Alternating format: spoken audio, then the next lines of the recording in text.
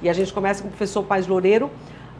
Boa tarde, professor. Boa tarde. Agradeço por ter vindo mais uma vez para falar um pouquinho desse seu trabalho que o senhor vai lançar na Feira do Livro. São poemas, eu estava dando uma olhadinha agora no livro. Sim. E o título já é muito poético, Encantarias da Palavra. Eu queria que o senhor falasse um pouquinho disso. A sua obra toda, né, ela é delineada por isso, né, pelas as encantarias da Amazônia. Agora o senhor vem com esse trabalho também trazendo um pouco disso. Queria que o senhor falasse desses poemas, da reunião deles, que poemas são esses, ao longo de quanto tempo o senhor vem reunindo, para a gente entender melhor esse livro. Tá bem. Esse é o título, Encantarias da Palavra, ele é alegórico, é simbólico do livro todo. Uhum. Eu sempre faço uma relação do título do livro com o conteúdo dele. O título é sempre uma alegoria. Então, no caso dele, Encantarias da Palavra, ele materializa uma teoria poética minha, que ela é universal, mas ela parte da vivência com a cultura amazônica. Uhum. É que os rios da Amazônia, os rios utilitários, eles são os rios de uso do cotidiano e tudo mais. Claro. Porém, na profundeza desses rios, nós temos a morada dos deuses, dos símbolos do imaginário amazônico. Os caruanas, os mitos, as lendas e as palavras da nossa linguagem, etc. Eu percebi, ao longo do tempo, que a linguagem, ela, desde a Grécia Antiga, ela é identificada também como um rio corrente. Você vê em Homero, você vê na Divina Comédia do Dante, que ele fala que começa a navegar até o final do seu engenho, que é uma navegação da linguagem. O James Joyce retoma isso, que é o rio corrente, na literatura já contemporânea. Então, eu fazendo um paralelismo entre o rio geográfico e a linguagem como rio, eu percebi que, assim como no fundo dos rios amazônicos você tem as encantarias, que são a moragem da poética do rio, assim também na profundeza da linguagem comum, essa que a gente usa no cotidiano, nas profundezas dessa linguagem você tem os símbolos poéticos que o poeta vai buscar quando faz um poema. Entendi. O poeta, quando faz um poema, ele mergulha na linguagem. E da profundeza da linguagem ele vai buscar os ritmos, as assonâncias, as metáforas, os símbolos que passarão a constituir o poema.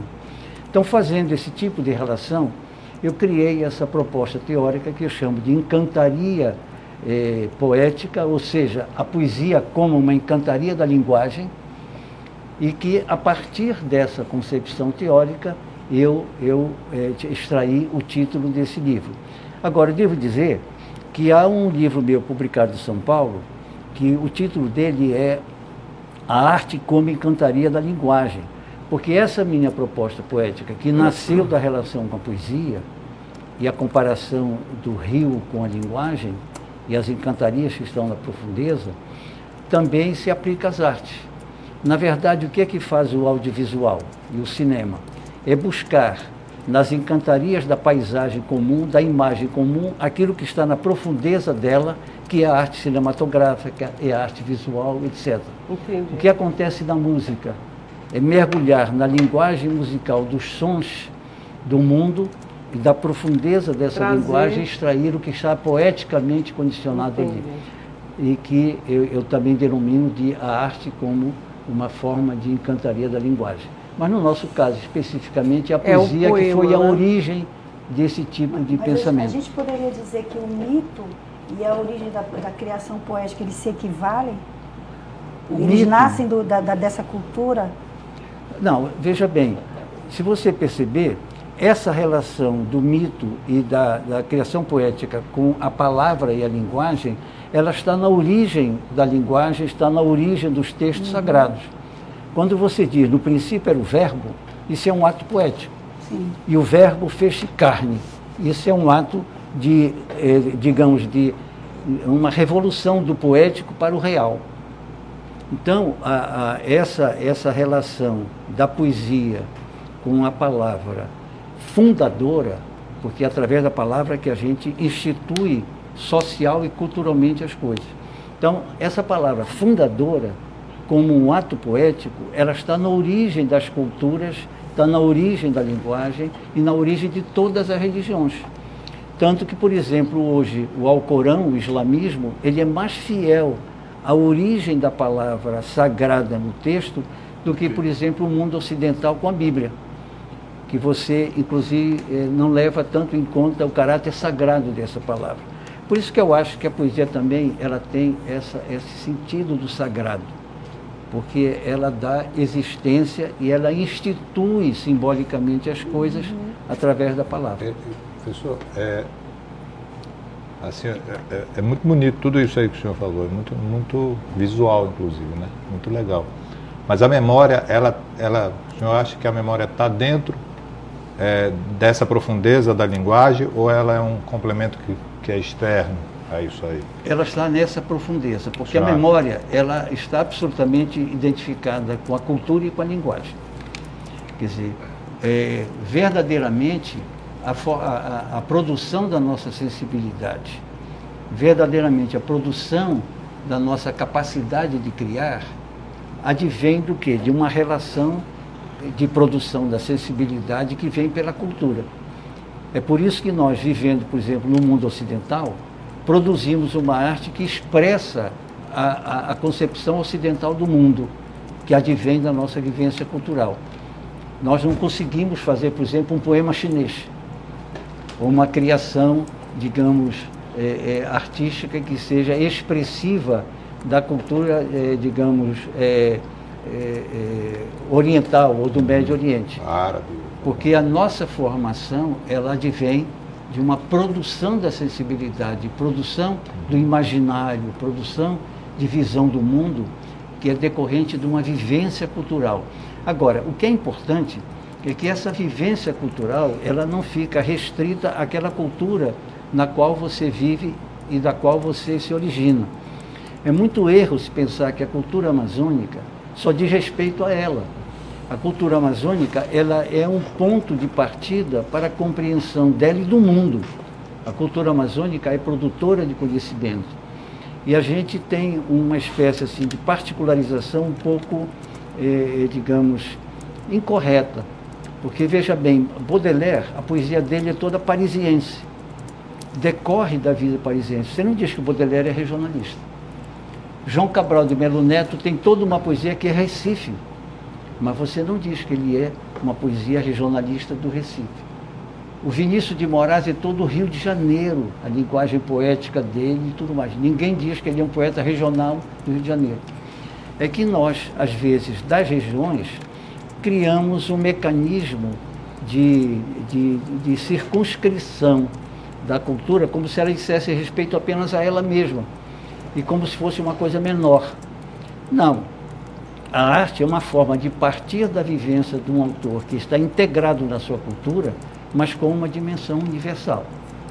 A diferença da arte universal a partir de um lugar é que ela pode ser compreendida no mundo inteiro, enquanto que a arte regional, que pode ter o mesmo nível, mas ela tem um vocabulário, um tipo de tema e de reflexão que é mais compreendida, ou às vezes apenas compreendida naquela área em que ela está situada. Mas isso só não basta, né? Não é só a temática que vai fazer com que ela seja universal. É a questão do uso da linguagem poética, da estética, que vai fazer com que ela tenha essa outra dimensão, não é isso? Sem dúvida, porque a forma que está no caso da linguagem, ela é transferível, você aprende. Sim. Aprende com as outras culturas, com os outros poetas e tudo mais. O que você não transfere é a essência, é o ethos cultural. Esse é só pela vivência. Agora, eu concordo plenamente, quer dizer, a poesia se realiza pela linguagem fertilizada de palavras. Essa é a questão da poesia. Mas o que faz com que ela dure, que ela se torne universal, é o modo com que ela trabalha as ideias através dessa linguagem. Porque até hoje a gente lê um poema do Camões sobre o amor, um poema de amor, um soneto, que já não se vive mais o amor como se vivia na época medieval. Já se não tem o platonismo amoroso puramente idealizado que o Camões tinha, mas até hoje lemos com prazer. porque o modo dele expressar o amor tem uma forma de verdade sobre o amor que até hoje é válida. Que é universal e é Que válida, é universal. e atemporal. de certa Então é forma. preciso a gente levar muito em conta isto, que eu digo que entre o rio e a floresta não há um limite, mas sim um infinito. Você tem que saber olhar através do rio e além da floresta para o infinito, não ficar preso naquela localidade que pode circunscrever pelo tema e pela linguagem do poema a um espaço mais restrito. Temos, deixa só a gente ouvir uma participação aqui, Juninha, a gente já faz a pergunta. A Mariana Campos participa pelo Twitter e ela diz: professor, assistir o senhor falar é encantador. Como se escolhe as palavras para escrever poesia? Também é pela cultura? Sem dúvida, a poesia retira as palavras da cultura e as reconverte em cultura. Quer dizer, esse é um mecanismo maravilhoso. Você, por exemplo, as palavras estão ali, como o Drummond chama, em estado de dicionário, ou como forma de comunicação do cotidiano. O poeta retira disso, dá para ela uma dimensão que ultrapassa o cotidiano e o dicionário, e ao retornar para a leitura dos leitores, ao entrar no circuito cultural, essa palavra do poema passa a ter novos significados e novas dimensões. Então você arranca a palavra da cultura e devolve essa palavra pela cultura enriquecida pelas significações poéticas. Diga lá, Júlia. Professor, eu queria puxar um pouquinho a sardinha para a minha brasa. Né? A gente está fazendo um documentário sobre leitura. Eu queria que o senhor falasse, é uma coisa bem simples, uma pergunta bem simples. O que é literatura para o senhor? E o que ela muda? Como ela transforma a vida das pessoas? Sim. Bom, a literatura para mim é uma forma de expressão da minha existência através das palavras. Por que eu digo da minha existência? Porque a minha existência não é uma coisa particular. Ela decorre do diálogo com a existência de todas as pessoas, de todas as leituras, de todas as artes. E eu tive, desde que vim do interior para cá, sempre uma fascinação por várias formas de arte. E tive um dilema durante um tempo, porque eu tinha um certo talento para várias artes, e cheguei a me distribuir por elas. Até que eu percebi que o eixo do meu trabalho, da minha relação com o mundo, era a poesia. E por isso a poesia passou a ser para mim esse ponto vélico, esse vetor que me guiou pela vida. Agora, a poesia, na verdade, ela é uma forma de habitação do mundo. Eu, intuitivamente, numa época, andava com os meus cadernos, porque por onde eu passava, eu procurava ver poeticamente o mundo. E anotar as ideias que me vinham, anotar palavras, etc. Eu estudava no Colégio do Carmo, quando começou isso, e morava depois da Ponte do Galo, vários anos atrás, quando a Ponte do Galo era além do Muro de Berlim. Então, quando eu ia no ônibus, estava com um caderninho, uma palavra nova aqui e acolá. De um tempo para cá, e há muitos poemas nascidos na relação com a Praça Batista Campos, no início desse livro, eu passei a usar o meu celular. Eu não sei usar para muitas coisas, mas de repente me ocorre incrivelmente, eu caminhando pela praça, porque eu digo, quando eu caminho pelos túneis de Mangueiras, eu estou caminhando pelos túneis de mim mesmo também. Então, caminhando por aí, eu vejo um flagrante, vejo uma situação, uma coisa, e eu gravo. Eu ponho no celular, né? Com medo que me roubem, né? Antes de eu terminar um verso ali. Só pegando uma carona nele, então, na pergunta dele, então qual seria o papel do poeta hoje, da poesia hoje, nesse nosso tempo? Eu acho procurar fazer a melhor poesia que ele possa. O primeiro compromisso do poeta é aprender a fazer poesia, saber fazer poesia e ter a consciência de que pode fazer um poema. Porque está se criando uma generalização no campo da criação artística que afeta a poesia também, de que qualquer coisa é poesia, de que qualquer coisa é arte, etc. Não é verdade. Hoje você tem uma grande ênfase, e o celular e o YouTube, etc., são grandes vetores da criatividade. A criatividade, ela é uma qualidade humana e universal. Mas a criatividade que resulta numa obra de arte, ela precisa ter a técnica apropriada para produzir a obra de arte a partir dali. Então você não pode ver um poema que é um jogo banal de palavras, que tem sonoridades apenas iguais, mas fica ali na leitura do poema. Não se sustenta. Quer dizer, você vê às vezes a pintura, às vezes filmes e tudo mais.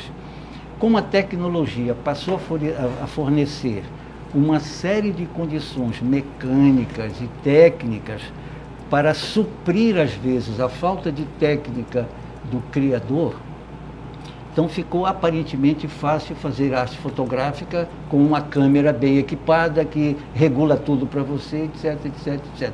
Passou a ser fácil depois você juntar palavras e dizer com poemas e tudo mais que você vê pela televisão, isso em programas e tudo mais. Não é verdade. Isso é uma fascinação diante de novas possibilidades que surgiram, que vai ser depurado. Porque a criação artística, ela resulta de uma intuição criadora, que através de uma técnica se transforma num objeto fora do artista, que é um quadro, um poema, um filme, um audiovisual. Mas entre o criador e a obra de arte, você tem uma técnica apropriada para trabalhar com aquela linguagem artística. Então, professor, quando o senhor diz isso, só um instantinho agora, e quando o senhor diz isso, então, o senhor, quando se fala de arte contemporânea e das artes visuais em geral e das artes plásticas, o seu olhar também é esse, já que nós temos uma arte contemporânea que a gente vê muitos trabalhos desse modo que o senhor, dessa forma que o senhor coloca aqui. O senhor tem esse olhar crítico diante desses trabalhos, é isso? Sim, quer dizer, qual é a sua opinião sobre grande parte do que é produzido e é dito como arte contemporânea? Eu tenho primeiro um grande entusiasmo com o que está acontecendo nessa atualidade artística, porque a arte, ela vive da experimentação, do risco, da consciência de arriscar, etc. O senhor disse da transgressão também, da transgressão, quer dizer, a norma da obra de arte é a transgressão.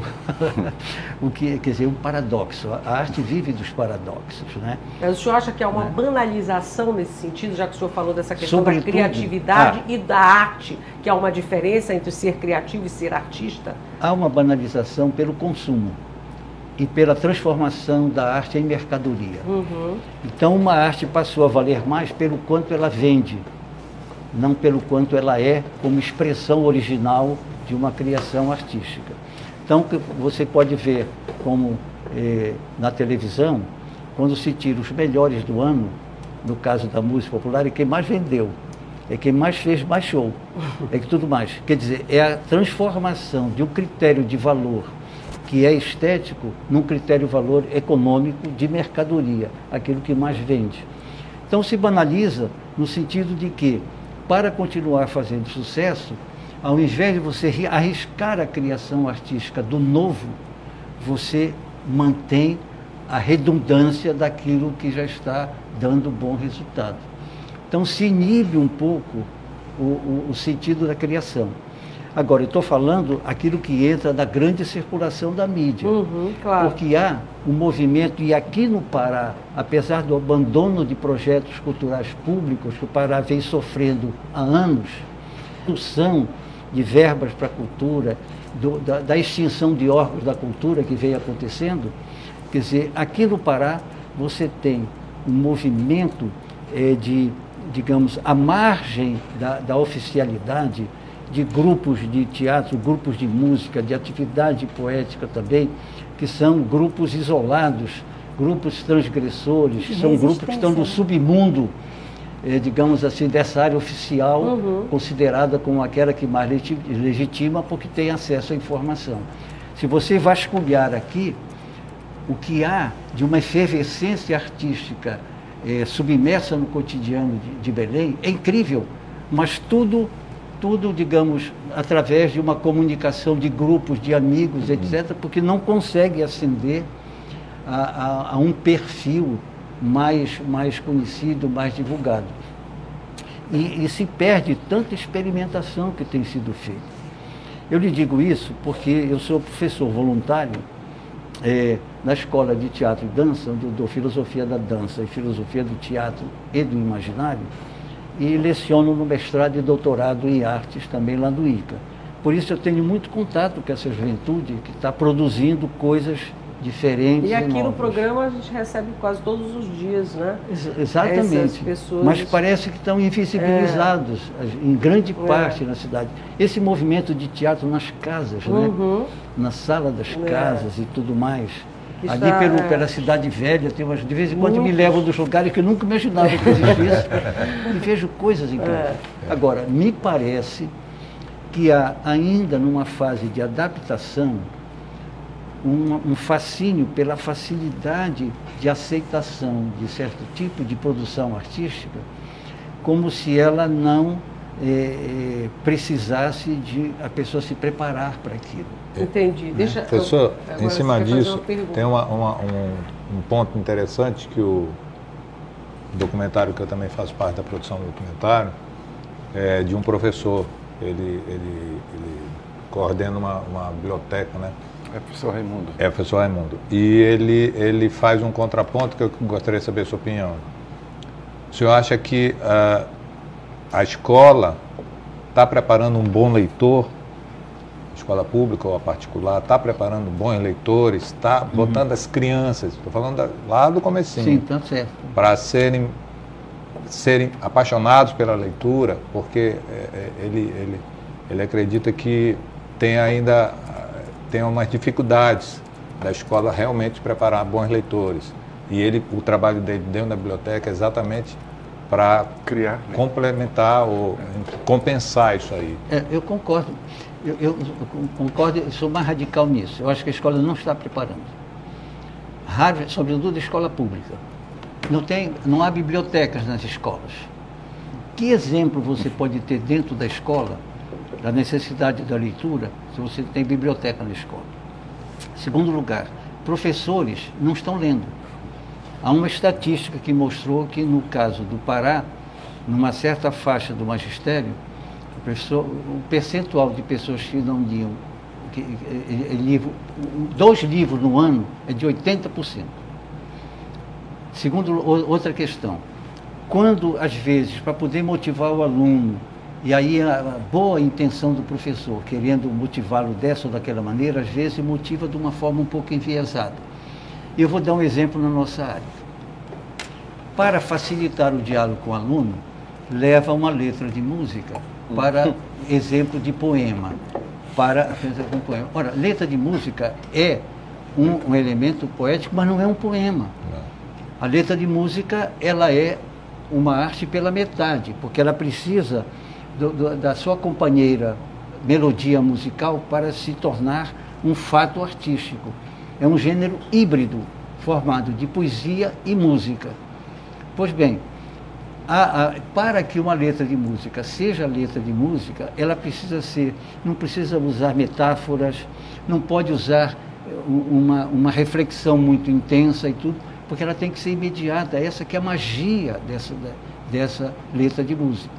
Enquanto que o poema tem um ritmo próprio, uma linguagem própria, uma técnica própria de realização, a densidade das metáforas, a reflexão sobre a realidade é outro parâmetro. Ela é autoexpressiva, ela depende da sua própria linguagem. Então, ensinar um poema através de uma letra de música é um equívoco total, que você vai encaminhar o aluno para achar que a poesia é algo que não é um poema. Então, esse é um erro que se vem cometendo no desejo de buscar aquilo que o aluno já está motivado. Agora, por que isso? Com boa intenção, né, do professor. Não, a intenção é ótima. Mas ele não está preparado para isso. Mas boa intenção, de boa intenção, o inferno está cheio, tu estás entendendo? Porque como é que, sabe, não é poesia. Não é poesia. Música é música, poesia é poesia. Tem que ser distinção. Isso, né? Agora, veja o seguinte, outra questão.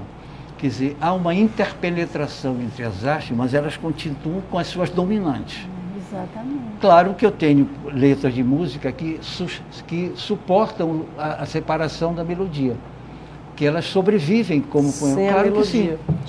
Mas isso não é o traço. A regra, né? normal e geral do poema. Não é o traço geral. Então é preciso ter muito cuidado também para que as pessoas não interpretem mal as palavras que... Sim, claro. Por exemplo, estou colocando aqui, fugindo do agrado do que as pessoas querem ouvir. Porque o que as pessoas querem ouvir agora é que tudo é poesia, tudo é arte, que qualquer um pode fazer poesia, qualquer um pode fazer arte, e isso é ótimo, mas não é verdade. A criatividade é de todos. É inerente à vida, mas a arte é uma forma particular e mais complexa de criatividade que você tem que se preparar para ela. Professor, vamos dar mais uma vezinha ali, Júcia, diga lá. A Alina Maria, que é da Terra Firme, pergunta: por que a poesia ainda é muito elitista? Parece que o brasileiro anda lendo mais, mas poesia não é um estilo popular ainda. Olha, você tem várias questões. Primeiro, a publicação, não é? Publicação dos livros, ainda, o Brasil, o livro é caro. E a publicação faz com que já você restrinja bastante isso. Segundo lugar, você não tem uma divulgação dessa poesia, digamos, mais elaborada, na proporção que ela mereceria ter. Então, há uma dificuldade de acesso. Elas não são utilizadas muito em sala de aula, porque as pessoas têm que compreender que o sistema de ensino é aquele que é um mergulho continuado e aprofundado e pedagógico na cultura que é único na vida, que você vai desde o início daquela escolinha da educação infantil até os doutorados, pós-doutorados, etc. Mas é um momento de concentração do aluno e do professor de uma forma continuada no aprendizado das formas de compreender a arte, a cultura e as coisas de um modo geral. Se isso não ocorre, se você tem uma repetição, se você não diversifica os autores com os quais está trabalhando, porque há professores que às vezes são garotos propaganda de certos autores. Ou editoras. Ou editoras. Então só bate naquilo, não é? Então, são processos desorganizados que ocorrem. Isso vale para qualquer outro tipo de manifestação. Vale. O acesso ao audiovisual, a música de isso começa cedo, né? E quando você... literário. E você só pode levar para a sala de aula aquilo de que você tem vivência e gosta. Me lembro que quando se quis fazer uma vez, pela SEMEC ainda, uma integração das escolas municipais com a cultura viva de Belém, num diálogo permanente dos grupos de teatro se exibirem nas escolas, das escolas visitarem os lugares de ensaio, dos pássaros, do teatro amador, etc. Porque quando se fala em cultura local, parece que só vem a cultura tradicional. Isso é um traço muito problemático. Quer dizer, a cultura paraense não é a cultura apenas tradicional, é a cultura atual, a cultura que está ocorrendo, a cultura que está dinamizada.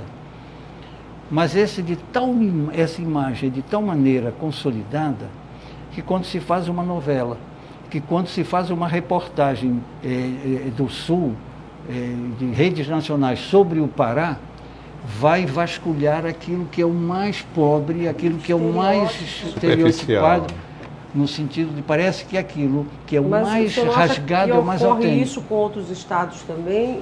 Em menor dimensão. Você acha que acontece menos? Veja reportagens sobre o Nordeste, por exemplo, veja reportagens sobre a Bahia, em que o peso da tradição é forte, mas você conhece a produção artística atual da Bahia e os grandes nomes da sua arte atual. O Rio Grande do Sul é menos focalizado, mas quando focaliza, etc. É que criou-se uma ideia de que a Amazônia é o passado, de que a Amazônia está fora da cartografia da contemporaneidade. Então, parece que daqui não pode surgir nada de novo. Só o exótico, né? O exótico e o antigo e o pó. Isso é quase histórico, né? Desde a época do Brasil colônia. Isso é um problema. E com isso você cria estereótipos. Ora, se a escola não romper com isso, quer dizer, as gerações também vão se acomodando um pouco com relação a isso. Com certeza. Professor, o senhor é otimista, esperançoso em relação ao futuro? Estamos vivendo num momento no Brasil estranhíssimo, né? E estamos falando aqui da educação, né? Sim, é verdade. E falando de vários desafios que a educação tem pela frente e os problemas que enfrenta. O senhor tem esperanças nisso tudo? Falando que os professores leem muito pouco e tudo que nós falamos aqui sobre cultura. Qual é a sua visão? Como é que o senhor percebe aí o que vem pela frente? Eu sou um poeta, eu tenho que ter confiança na vida e nas pessoas. Eu desconfio da classe política, desconfio das situações políticas que essa classe gera, dos programas gerados politicamente e não cientificamente, não culturalmente, não artisticamente. Essa eu não acredito. Mas no homem, na escola, na juventude, esse eu tenho uma crença plena. E tenho absoluta esperança na vida e no futuro esperança. É por isso que eu faço poesia. Se não for isso, eu não faria poesia. Quer dizer, qual é a estrutura do livro? Como é que ele está? Ele está dividido em blocos temáticos. Por acaso, não, ele é claro pelas por tudo. De repente, eu com uma série de pequenos poemas surgido do cotidiano, naquela minha convivência de caminhadas pela Praça Batista Campos, que eu chamo pequenas percepções do cotidiano. São poemas curtos, que eu não queria que confundissem com haikai. Porque o haikai é um negócio japonês que não se pode fazer daquele jeito. Mas eu intencionalmente coloquei tercetos, porque o terceto é uma forma pequena de poesia, mas ocidental. E é lírico e reflexivo também. Então são vários que estão aí. De repente eu comecei a agrupá-los, porque eles foram surgindo a esmo, né?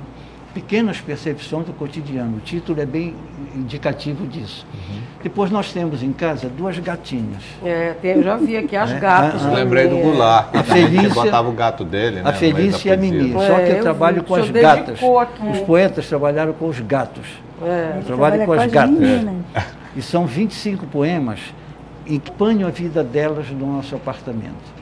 Então, elas, na verdade, adquirem uma existência humanizada, que ela reflete sobre isso, e há, digamos, o comportamento delas, do qual eu procuro extrair uma dimensão poética de existência. Depois vem os poemas sobre a dança, porque eu acho que a dança é uma arte que se aproxima muito da poesia, porque, diferentemente do teatro, a dança é como se fosse uma metáfora visual, porque ela não usa palavras, a não ser a dança agora teatro, mas a dança mesmo, ela é puramente o corpo, como totalidade da expressão. É como se o corpo virasse uma palavra de carne e osso, né? Então, eu sempre trabalhei com isso. Aí ficou o bloco das tem um que eu vi danças. Um bloco aqui, hinos dionisíacos ao boto. Esse é maravilhoso. Esse faz parte de uma série que eu inverto a tópica. Tem um bloco aí que eu coloco, os mitos veem o homem. É o mito refletindo sobre o ser humano. Digamos, a natureza vê o homem. Então é a natureza refletindo sobre o ser humano. Eu inverto a tópica. Em vez de ser o poeta falando sobre esse tema, são essas entidades que falam do poeta. Interessante. O hino dionisíaco é separado, porque são 3 poemas, muitos, onde eu aplico neles aquilo que eu penso de uma teoria poética, que é a arte como a encantaria da linguagem. Bem explicado. E esse poema nasceu por acaso. Eu tinha uma conferência na USP sobre poesia. Aí eu comecei a fazer essa teoria poética da poesia como encantaria da linguagem. De repente, paralelamente, eu comecei a escrever esse poema. E ao final ficaram os 2 textos, um texto teórico e um texto poético dividido em partes, que ele é muito denso no ponto de vista simbólico e metafísico também e tudo mais. Mas ele materializa como 3 poemas, os hinos dionisíacos ao boto, ele materializa aquilo que teoricamente eu estava elaborando para apresentar. Quando eu apresentei lá na USP a palestra, eu fiquei assim muito gratificado, porque ao terminar, eu contei essa historinha, aí me pediram que queriam também que lesse os poemas após a leitura da conferência que devia ser feita. E só para ainda Para completar, a gente você me completar perguntou. isso. Então, há depois o que eu chamo de trágicas percepções do cotidiano, onde eu mergulho no trágico cotidiano, onde eu coloco, por exemplo, uma elegia, a Amy Winehouse, por exemplo, onde eu coloco uma elegia também, as 5 jovens que foram atropeladas, onde tem um poema sobre aquela menina que lá em Abaetetuba colocaram uma prisão com vários homens. É o trágico cotidiano, que eu inicio esse bloco de trágico do cotidiano com um poema que eu intitulei Antipoema. Agora, o que é o espírito do antipoema e desses poemas trágicos do cotidiano? É que a poesia é necessária. Essa que é a conclusão em qualquer situação, em qualquer época. E o livro termina com 2 poemas dramáticos. Um é um Requiem para Dorothy Stang, que é uma missa de Requiem para Dorothy Stang. E outro é Via Sacra do Ser, que eu obedeço toda a estrutura da Via Sacra, mas é uma estrutura poética da inquietação do ser. E o próprio Cristo é o Cristo homem inquieto com a sua condição divina e com os amores humanos que ele teve também. Então, é um poema metafísico. Professor, a gente lhe ouviria aqui a tarde inteira, mas infelizmente eu tenho que obedecer o horário. Mas, também pelo tema eu ficaria também. Eu sei que o senhor gosta de falar muito sobre isso tudo, mas tem mais uma pergunta, não é? A gente tem um comentário do professor Paulo Nunes. Ele diz que esse programa desmentiria Platão, que expulsou os poetas da cidade ideal. A maestria da literatura consagrada nesse elenco nota 1000 hoje. Parabéns. E... enfim, ele mandou abraços para todo mundo. Abraços. Também Paulo. Temos um telespectador, né, de alto poderoso. Que é um poeta poderoso, também, que é poeta, e que deve sair brevemente o livro dele, que eu faço o prefácio do poema. Então, do que livro, bom. Paulo. Professor, então o senhor vai lançar agora no domingo, às 5 horas da tarde, na Feira Panamazônica do Livro, Encantarias da Palavra. No estande da universidade. Da UFPA. Importante isso, porque é uma edição da universidade. Isso, é importante falar Eu também. faço às 3 horas uma conferência sobre poesia, abrindo o seminário oficial da feira, sobre poesia. Certo. 3 horas. E às 5 horas eu faço o lançamento do livro lá no estande da universidade. Tudo no domingo. Dizem que o domingo é o dia do descanso, mas não para mim. Olha, lhe agradeço imensamente o senhor ter vindo. Eu fiquei feliz de estar aqui com vocês também. Lhe receber. O poeta no 7º dia não descansa. Não, exato. Não é verdade? Aí que ele trabalha.